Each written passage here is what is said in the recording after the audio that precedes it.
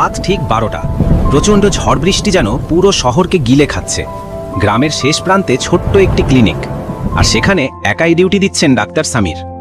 লোকেরা তাকে নিয়ে ব্যঙ্গ করত, এই ক্লিনিক দিয়ে কি হবে, এত কম বেতন, এটা তো যে কোনো দিন বন্ধ হয়ে যাবে।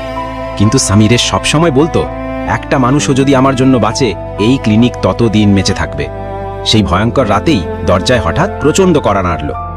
দরজা খুলতেই দেখা গেল এক কিশোর ভেজা কাপড়ে কাঁপতে কাঁপতে দাঁড়িয়ে। ডাক্তার সাহেব, মা খুবই অসুস্থ, মা শেষ হয়ে যাচ্ছে, কেউ সাহায্য করছে না, আপনি ছাড়া কেউ আসবে না। লোকেরা তাকে থামিয়ে বলল, এই অবস্থায় যাওয়া অসম্ভব। সামির কোট গায়ে চাপিয়ে শান্ত স্বরে বলল, অসম্ভব তখনই হয় যখন কেউ চেষ্টা করে না। মোটরবাইক স্টার্ট হতেই ঝড়ের গর্জন আরও বেড়ে গেল। অবশেষে মাটির ঘরে পৌঁছে দেখল মহিলা শেষ নিঃশ্বাস গুনছে। চারদিকে অন্ধকার আর একটিমাত্র কেরোসিন ল্যাম্পের আলো। সামির সময় নষ্ট করল না। দ্রুত ইঞ্জেকশন, স্যালাইন, অক্সিজেন, তার হাত যেন জীবন ফেরানোর শেষ চেষ্টা করে যাচ্ছে। মিনিট কয়েক পর হঠাৎ মহিলার চোখ নড়ে উঠল। ধীরে ধীরে তিনি শ্বাস নিলেন এবং চোখ খুলে ছেলেটির দিকে তাকালেন। ছেলেটি কান্না থামাতে না পেরে সামিরকে জড়িয়ে ধরল। আপনি না এলে মা বাঁচত না। সামিরের মুখে ক্লান্ত কোমল হাসি। বাইরে তখন ঝড় থেমে প্রথম ভোরের আলো উঠছে।